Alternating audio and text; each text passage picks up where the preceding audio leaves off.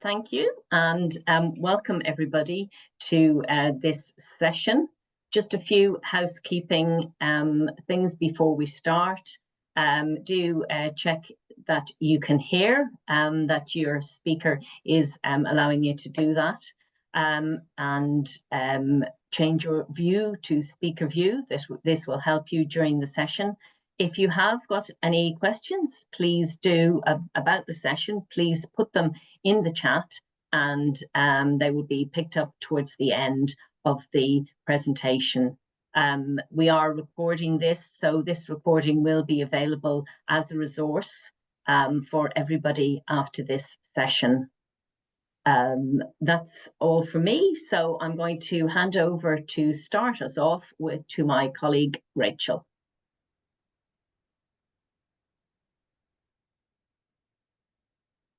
Hello everyone, and welcome to this session called Branch Committees, Tips and Good Practice. It's great to have you here today to take a glimpse at what other branch committees are doing that has really worked for them. As a team of network and regional development managers, we meet monthly to discuss ways of best supporting our committees and started logging a lot of the good practice that was having a real positive impact on our branches in how they functioned and how they ended up delivering events.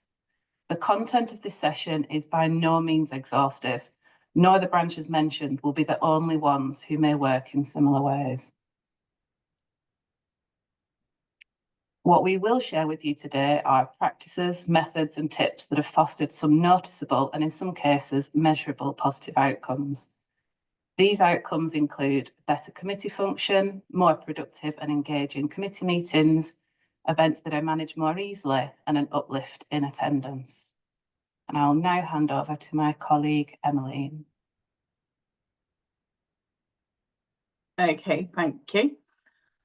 So, working with the branch committees, I've seen some of these common factors that help volunteering committees work well together.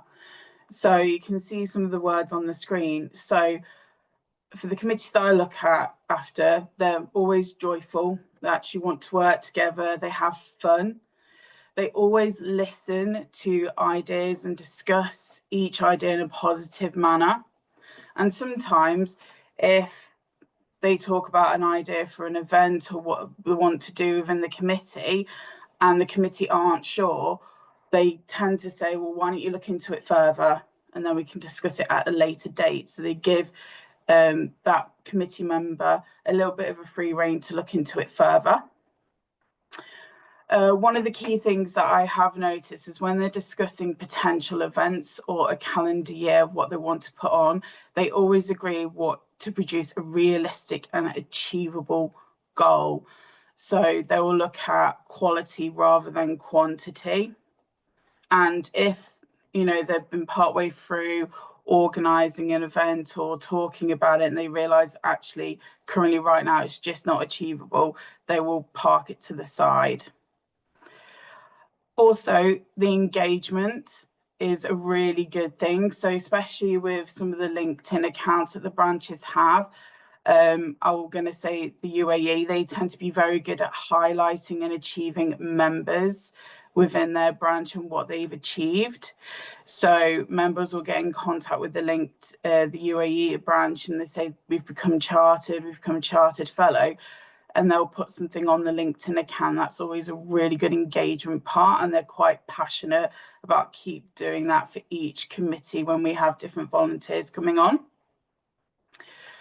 Also see the dedication. So all of you will be aware of this and you're all very dedicated, and you'll probably agree with this, especially when it comes to relevant health and safety issues, regionally, country-based, depending on locality.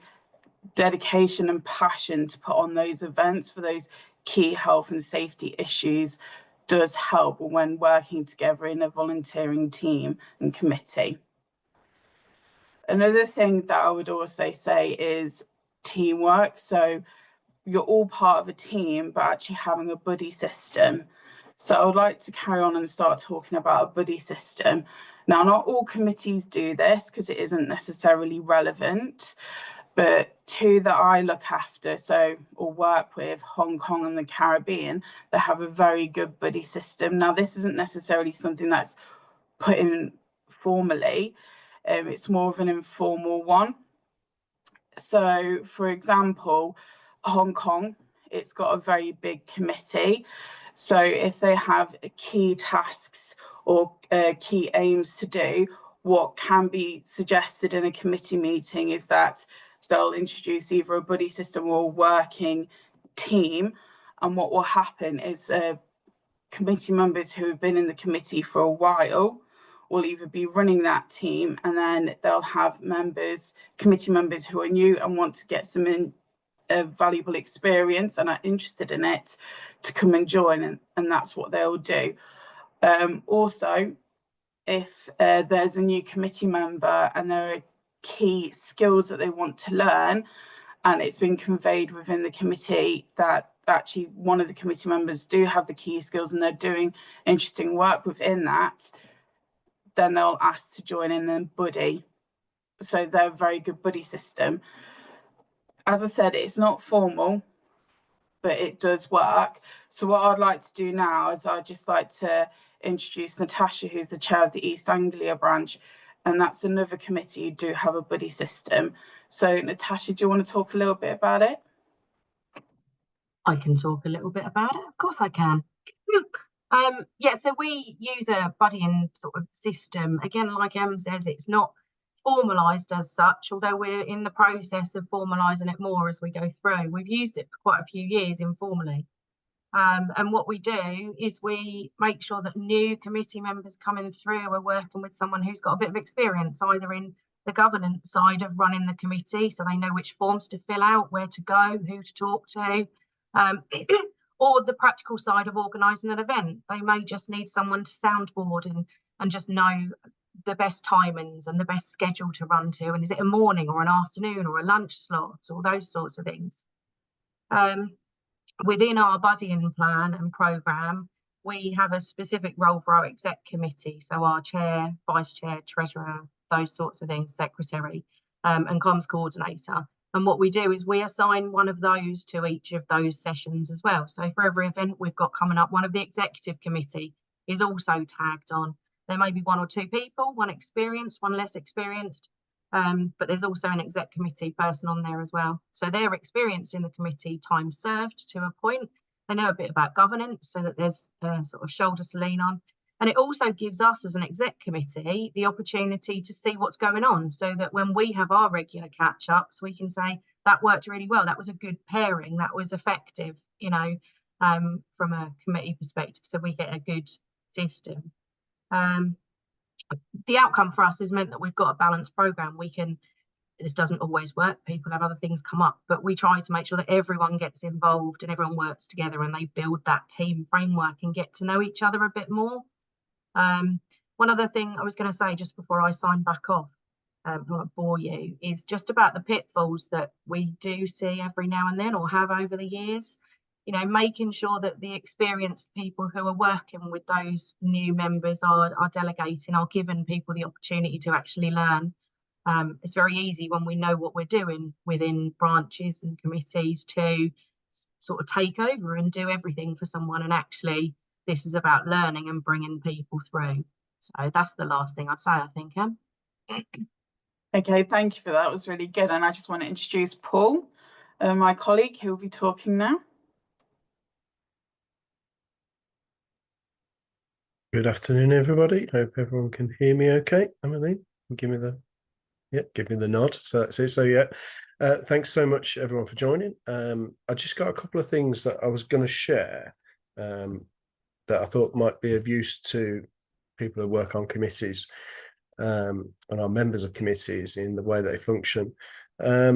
My Southwest committee were a committee that I started to work with a number of years ago. And in terms of the way that they function, we wanted to make sure that we got back to a sort of a regular program, making sure that we met at scheduled times, and that seemed to work for them. So they always run their branch meetings and their committee meetings on a set day every month, and that seems to work well for them. They have their branch meeting and then they follow that up with a committee meeting.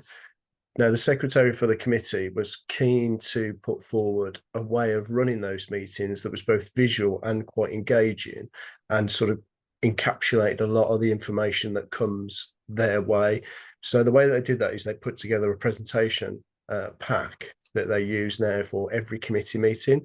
So again, this might be something that they do. It might be useful to you, it may not, but it was worth just maybe just shining a spotlight on it for a few moments to get it. So the presentation is done like you can see on screen, and they take the committee through the way they do that from the beginning. So as you can see on screen, there's like an opening slide. They have another slide then that moves to attendance. So again, members and where they are in terms of attending. So it keeps a good track on that, quite visual, good way to see that as well.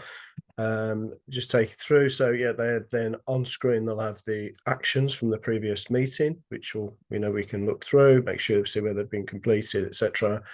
A declaration of interest, so a standard agenda item, but done in a visual way and shared on screen. Let me just take through the slides if it let me. Sorry. Next slide.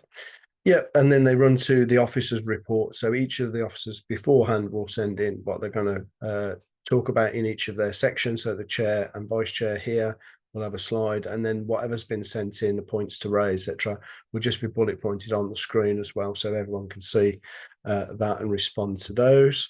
It'll then come through to the secretary's report, similar to the chair, but again, anything that the secretary wants to update members on will be included on the screen as well. And then because we send out a lot of information over various points, what the secretary of the Southwest branch does is then brings those into this PowerPoint slide. So on screen here, you can see that the committee update that we send on a monthly basis is included and on screen as well. If there's any points there, people can raise a point about that, including myself if I'm there at the meeting as well. He'll then also include the membership statistics is what we tend to send, and those are split, like you can see, by category, but also then by sector group as well. So it does elicit a bit of conversation around where they are in terms of that.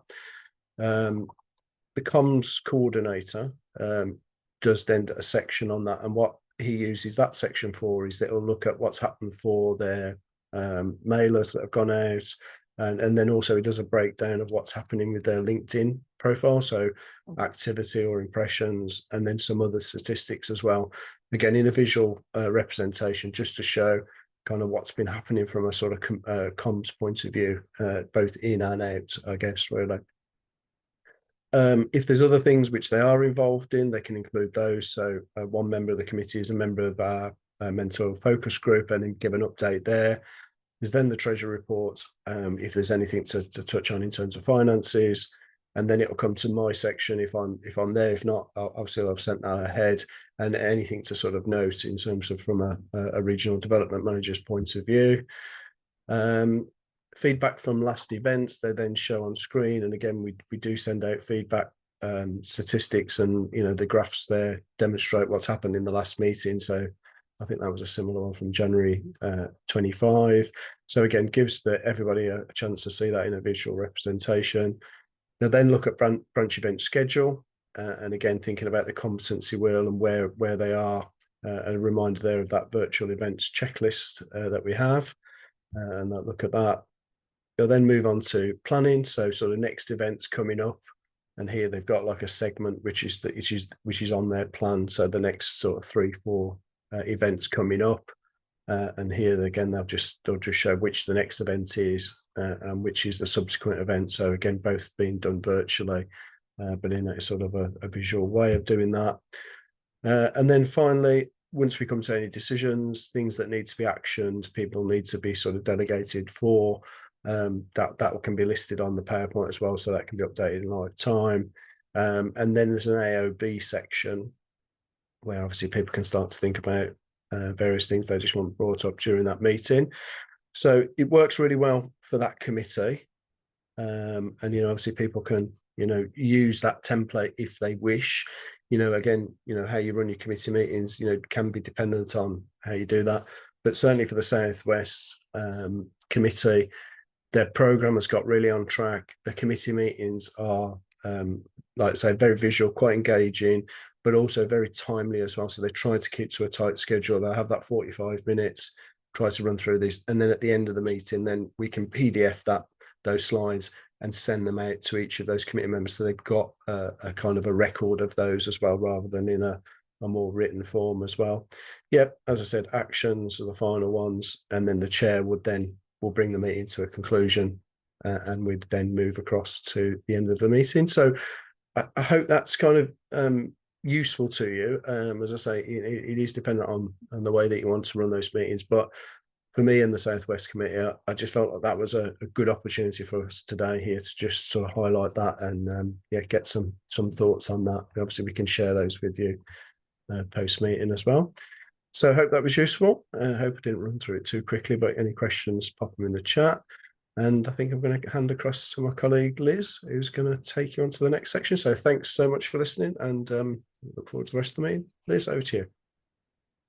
Thank you, Paul. So it's lovely to see so many people here, actually, and some of you I recognise, especially Humber Branch and Midland, I can see there.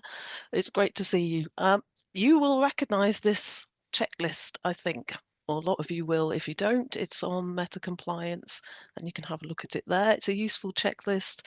It has a timeline for how to put on your event, how long it takes, if it's an in-person event, for example, and also has some ideas about who does what. And we also have a virtual version of that, a slightly quicker timeline there. It also tells you what the IOSH staff will do, and it's a good guide. What I want to show you as an example of good practice is that this has been turned into Excel sheets by a few committees, and particularly I will be showing you Humber Branch's a version of that, which we can share with you afterwards and give you a demonstration of that. So I'm going to give a demonstration for you. So I will end the show and show you the Excel sheet. So it's a lot of thanks to Mike Swain, who is acting vice chair of Humber Branch, and I did see that Martin from Humber Branch is here as well. Unfortunately, Mike couldn't be with us today, so I'm going to take us through it and give you an example of what you could do with this sheet. So it has an event overview on one sheet, but all of this is following the IOSH guidance document again. But on the event overview, you put in all the details that you want for your committee. So this is fire safety in the workplace event that we're planning for. I'll look at the date later, face to face. And then you have the members of your committee that you need to fill in here, as well as the guest speakers at the bottom. All of this is then populated into the rest of the Excel sheet. So if I go on the action list, all of the names, you haven't had to type those in, they've all come in automatically. So it's really helpful that you can do that. This branch also uses a buddy system, so you can see here that you've got the lead principal officer who is going to help with the event, the lead committee member, so that's the person who's actually organising the event in the main, but it's got the support of the principal officer, and the event chair who's hosting the event on the day. What's quite clever, I think it's really clever, is you can put the date in here. I'm excited by small things, maybe, I don't know. But you can put the date in here, and then on the action list, it will tell you when everything has to be done by. So you've got all the dates sorted here. So the first thing being agreeing the delivery teams. So Mark Mills needs to agree the delivery teams by the 2nd or the 5th. And obviously we've got the e-form that everyone has to fill in, and the lead on the event is going to do that, and it needs to be done by the 23rd of the 5th. And then you can keep an eye on that. That can be used in meetings as well, so to remind people of the things they need to do, and also perhaps shared in the branch account as well. And then there's a status. So hopefully the delivery teams have been decided, so you can close that. This one has got confirmed presidential team attendance. Is not really applicable for this event, so we can mark that as not applicable. And of course, you might want to say something's overdue, and hopefully the e-form is not overdue, so I'm going to close that one. But you might need to do your risk assessment. So that's overdue, and that needs to get done urgently. So it's really useful. I think that you can do that, and that you don't have to write everyone's names in every time either. You've got them on the event overview. You also have roles on the day, so really important to have your delivery team sorted, and they have been pre-populated as well, but you might want to change them. For example, Sam Wright seems to be doing quite a lot. Maybe Sam Wright, maybe you're going to have someone else in your committee, so you can write a comment there to either support or do the Q&A. So that's really useful as well. So really important focusing on that delivery team before the event and in your planning. This sheet is handy as well. You can do a draft of your event here before you fill in the e-form, the Microsoft e-form. So if you fill that in here, you're ready and prepared to copy and paste that into your e-form as well. So that's a handy thing to have within the sheet. So all the event information is in one place, and you can review it on the action list here. So I will now go back to the PowerPoint.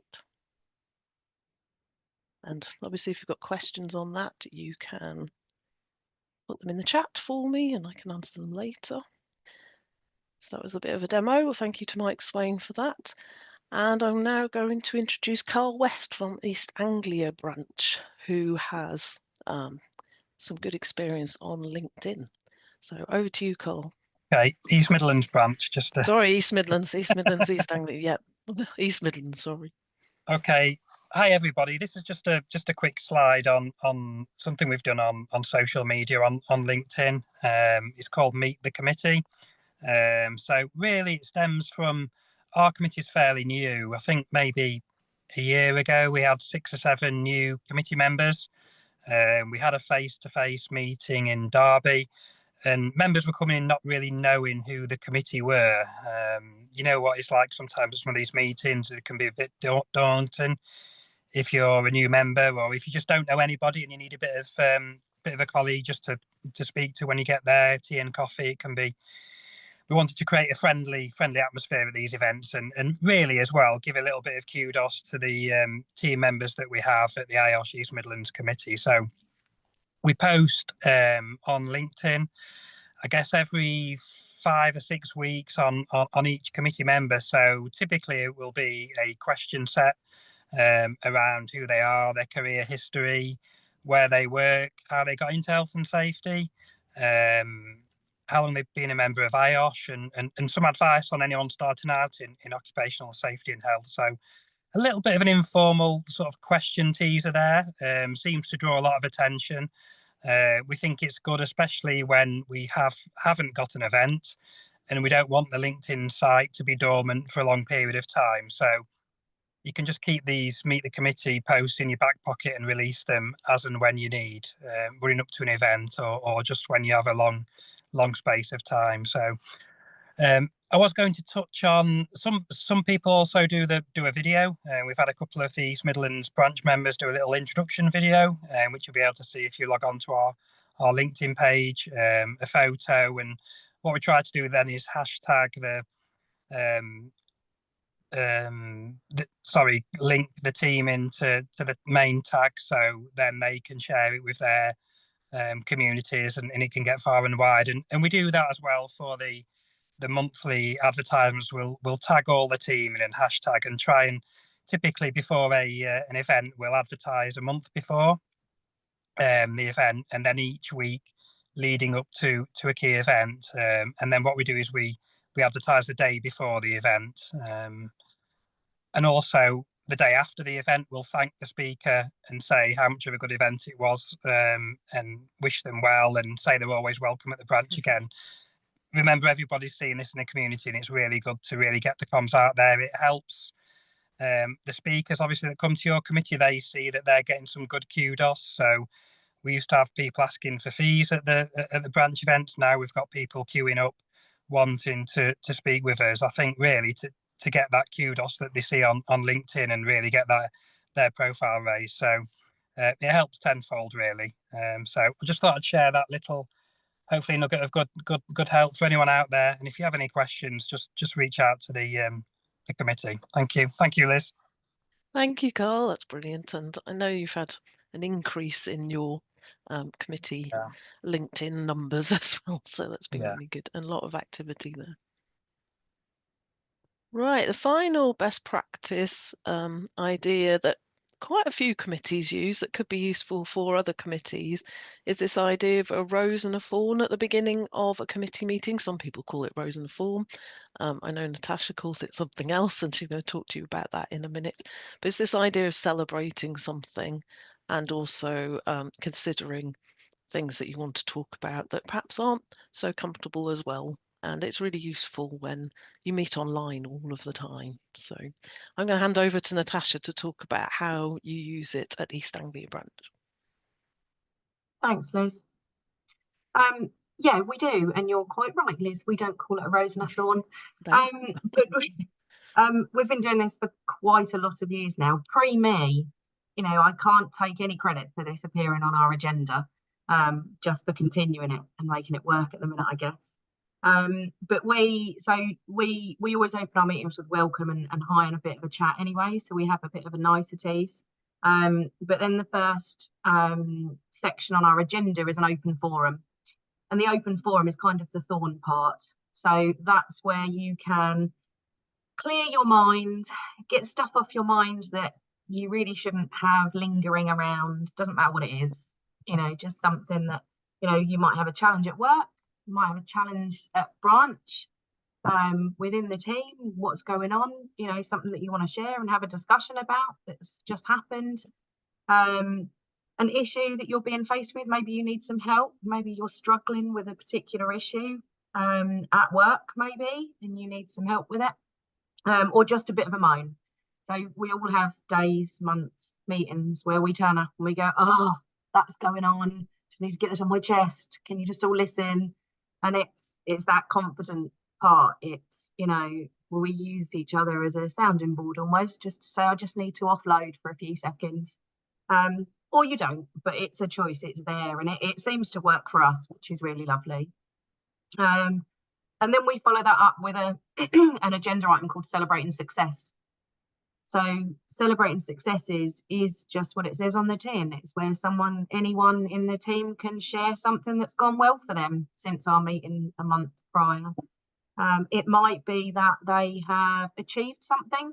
So it might be that they've achieved a new qualification, got their chartership we've had recently from one or two of our committee, I believe. So we've had that. And the other thing, it doesn't have to be big. So the idea of that and the way that works and the benefits of that for us is that it really encourages that positivity and that positive thinking, that ability to self-reflect and actually think that something good has happened this month, which is really lovely. And it's meant we've done a lot of online stuff, especially in my tenure as chair, starting in COVID and where we've been ever since. So, it encourages that community with us. And I guess my tip for the celebrating successes bit is that it doesn't have to be a big thing. So, it's not, and it doesn't have to be anything specific. It doesn't have to be that you've just achieved your chartership. The last meeting, my success that I shared was that I'd cleared my dining table. Like, that was my success that month. And that wasn't a joke. The thing that I could think of that had gone really well for me that month was that my dining table was now no longer full of my grandchildren's stuff. And I could access the table. Like, that's ridiculous. But, it doesn't have to be huge. And I think that helps get to know each other and support each other. So that's what we do. Thank you, Natasha. That's brilliant. Thank you very much. And hopefully some people consider using that in their committee meetings as well. So thank you for listening to those. I am just going to hand over now and we will be going on to question and answer in a minute. Thanks, Liz. And thanks everybody else for contributing to that session. It didn't have to be any particular length in possible. It was just to include some of those good practices which we have come across, which hopefully you have found useful to see. it isn't, as we said, an exhaustive list by any manner of means. They're just some good practices that we have become aware of from you guys in your committee structure, and we're not dictating that anybody needs to use them, but hopefully there was something there that you might pick up on, or you might help you to run your committee in a better way.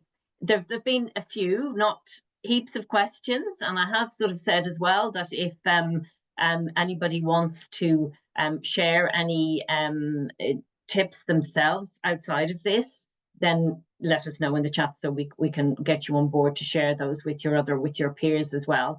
I've just got a couple of things, and one of them is Natasha, if you don't mind coming back on again. I know you spoke about having experienced people and on the committee and sharing that experience, and how, just from your point of view, is that experience of a particular length on the committee, or is it experience in committee membership in general? And could it be outside of working on the IOSH committee, volunteering for that? Yeah, so it could be an array of those, Catherine. It might be, it depends on who the committee member is that needs the support, I guess, and what that looks like. So what we do is we spend a fair amount of time getting to know our new committee members, as chair and as vice chair. Sometimes we know who's coming onto our committee because we've spoke to them beforehand. They've contacted us and we know them in our network anyway. Other times we won't know them. They're completely new to us, and we get to know what skill sets they have got, what experience they've got, and then we try and pair them up with the right person.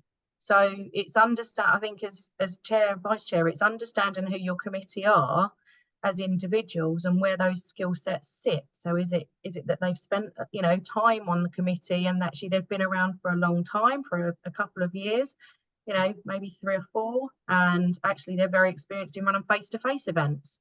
And therefore, if they run a good and effective face-to-face event before, you would put them with someone who was doing a new face-to-face event, who hasn't done one before, and maybe pick 2 or 3 new committee members to work on that project whilst being supported by someone with the experience. So depending on what it is they need, I think that skills gap that we do in our jobs every day. That's the one of the main points, isn't it? That a lot of this people are doing a flavour of it in their jobs, but you have to bear in mind that people coming onto the committee may be new to the committee as well, so that this could be, and that is the whole point as well, that this is a useful professional development perhaps for people, and so you're either passing on what you've learned to people, or those people themselves who may be new to it are upskilling themselves.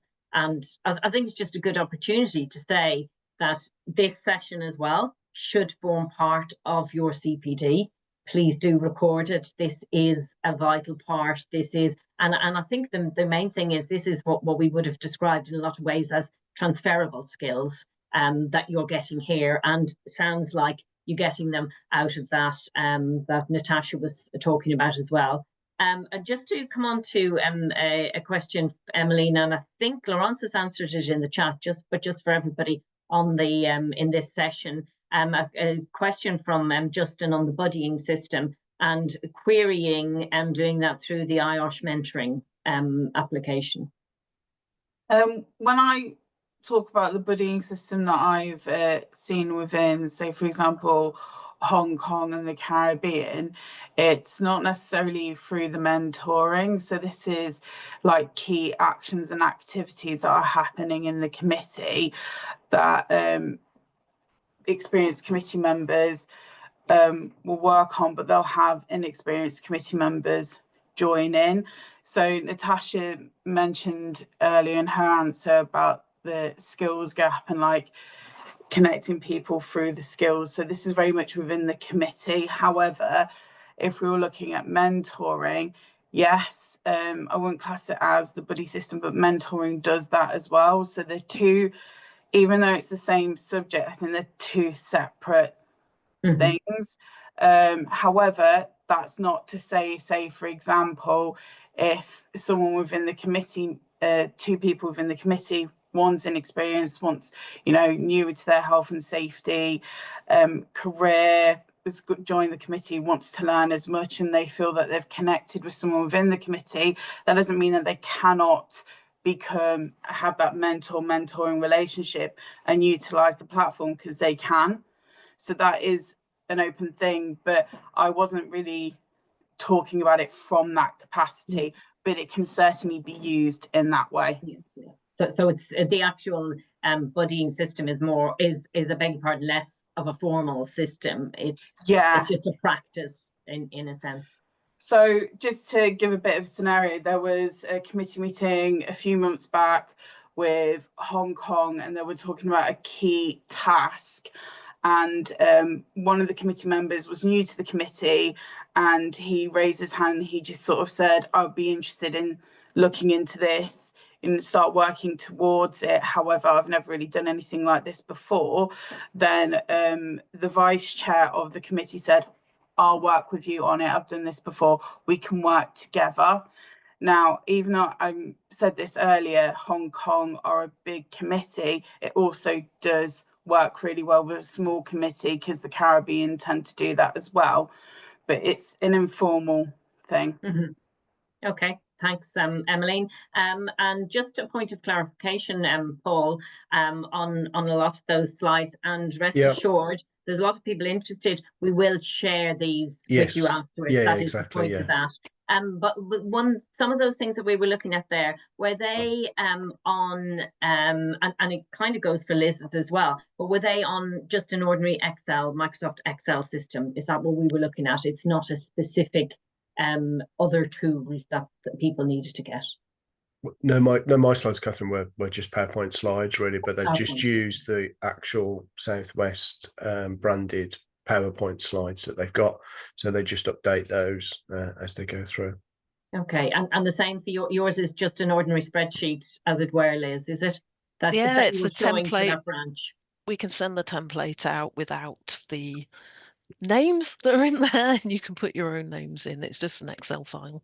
It is just an Excel file. It was just to clarify that it could be easily adapted if that's what suited somebody to actually do. Okay, thank you. I'm just going to, there was another question there for Natasha, actually, which in the celebrating success sort of end of things, and I did hear that it didn't have to be something committee specific or IOSH specific, which is good to know, because that's built on it. And it just as regards how it's actually approached, is everybody invited to do that? Yeah, if you could just maybe talk to how that kind of works in practice, because I'm just sort of thinking, I'm sure it's not the case that you put people on the spot and sort of say, okay, Natasha, what have you done this? No, it's not. I do that in any other business, like I ask everyone, but it would feel a bit unfair to point people out, put them on the spot. No, it's quite strange actually. In the online world, the face-to-face world never seemed quite as complex. It's opening each of those sessions and allowing just long enough for people to want to say something if they do. That natural pause that we have when we're talking face-to-face with people, and we use our body language and we allow people to speak, and we can see if they want to speak. You don't have that online, so sometimes people can feel like you're just sort of waiting for them. So I think it's opening it up with it's time for we'll go to celebrating successes, or we'll go to open forum. Does anyone have anything they want to throw in this week? I think we're quite lucky as a branch, and we always have been. We've always had at least one or two members who are quite open and willing to throw something in, and I'm not going to say quick to moan. That's not quite what I mean, but there's always been someone who wants to complain about something. Constructively complain. Yeah. Yeah. Well, and I think when you're running those sessions, whoever it is who's chairing those meetings, it's almost about having something that that you can share, so which encourages other people to, if they feel like they want to, because it can be quite difficult to share negative things and to build that trust, especially with newer committee members. So being willing to share yourself as well can be really helpful as a sort of principal member and principal role. So having something that you can share. So it's waiting for the pause and opening up.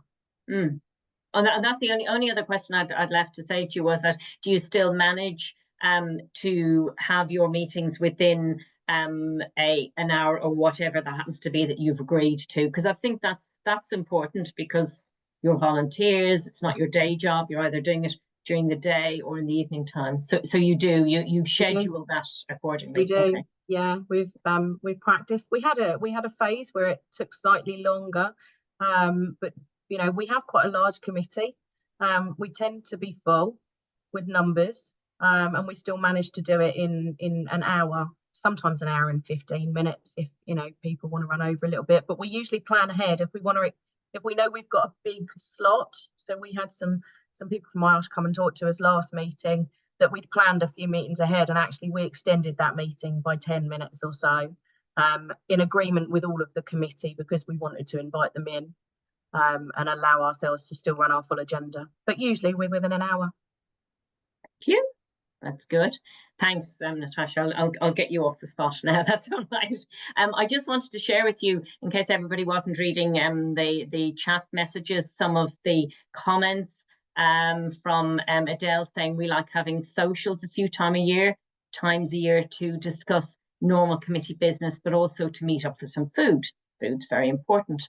And also from Mark saying thank you, and this is specifically about Merseyside Branch Committee tend to have a focus of people within Merseyside who tend to focus much on delivery of events and not enough time discussing planning or reflecting how the committee is working. Okay, so that's something to take on board. And now a question, I don't know who'd like to cover this. Is there any mileage, perhaps in fact, Laurence, who's there, who's our Global Networks Manager, might like to do this. Is there any mileage in standardising the committee meeting documents and making the custom and practice nationally and indeed globally to ensure consistency? Hi, thanks, Catherine. Yeah, we're not thinking, we don't want to impose any standardized ways of doing things, because we recognize different committees have got different ways of working. We're working with different cultures. So we're quite happy to leave it up to each committee to decide on what works best for them. Very welcome, obviously, to use some of the material that the other committees have been using, and maybe even customize it. Somebody's just mentioned adding a column to the template that was shared.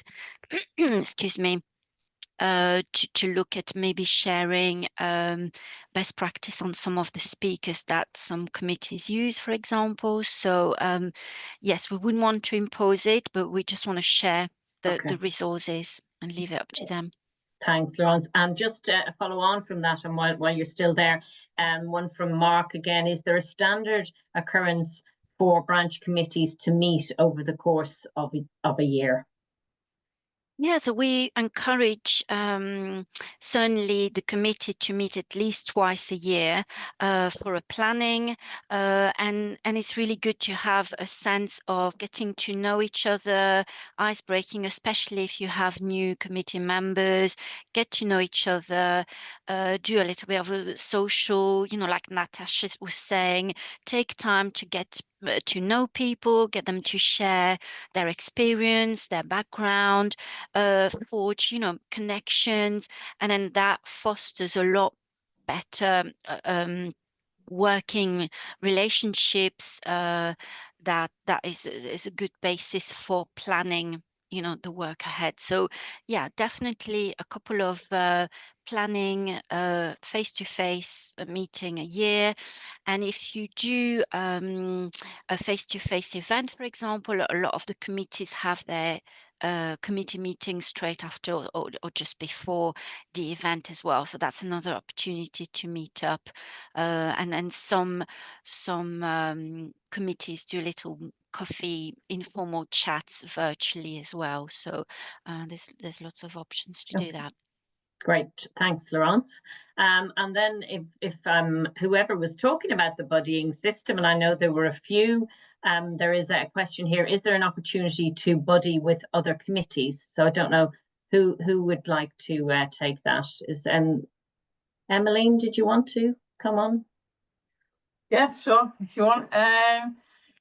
Personally, I don't see why that would be an issue. If there's a specific thing that you've liked from another committee and you want to get to grips with it, I think it's very much in your right to then turn around and speak to your networks development manager or regional development manager and say, you know what, can we connect with this committee because we really like the way they've done this, and to get an understanding, and then your regional development manager or networks development manager can facilitate that.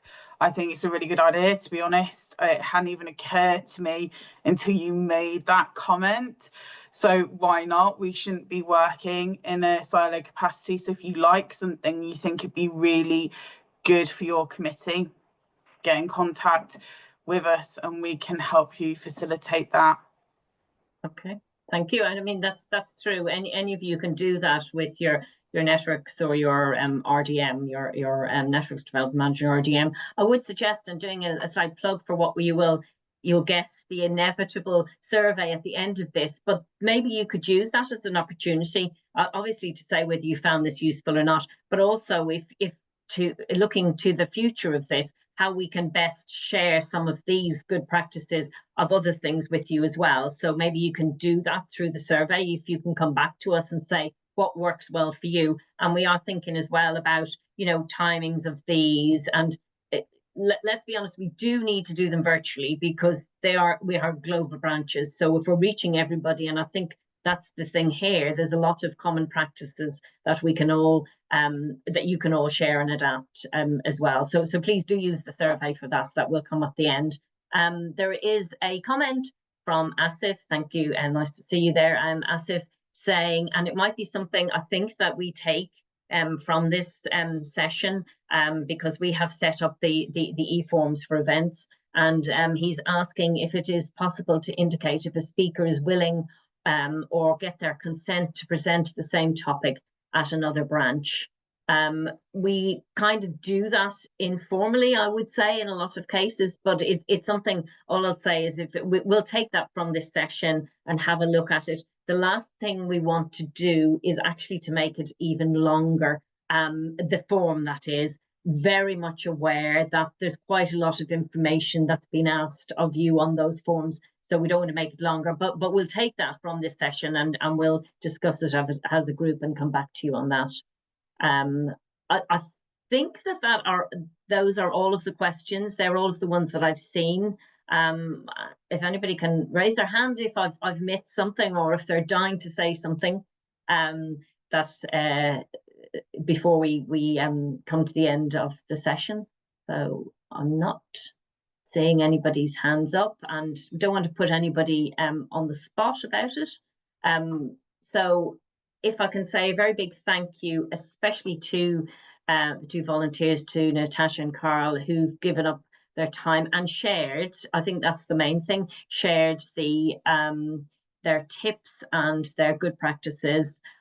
I've learned loads from it, and I think that's what spurred us on to have this session, was the fact that we were hearing these from our colleagues and thinking we could share those with everybody. So I hope you too have found it useful. Thank you to our own team as well, and particularly thank you to you guys for coming along, giving up your time. Don't forget, put it in your CPD like you should be putting in your committee meetings and the events that you run as well, because it is all part of your professional development. Thank you very much, and look forward to seeing some of you or all of you at the next session that we run. Thank you very much.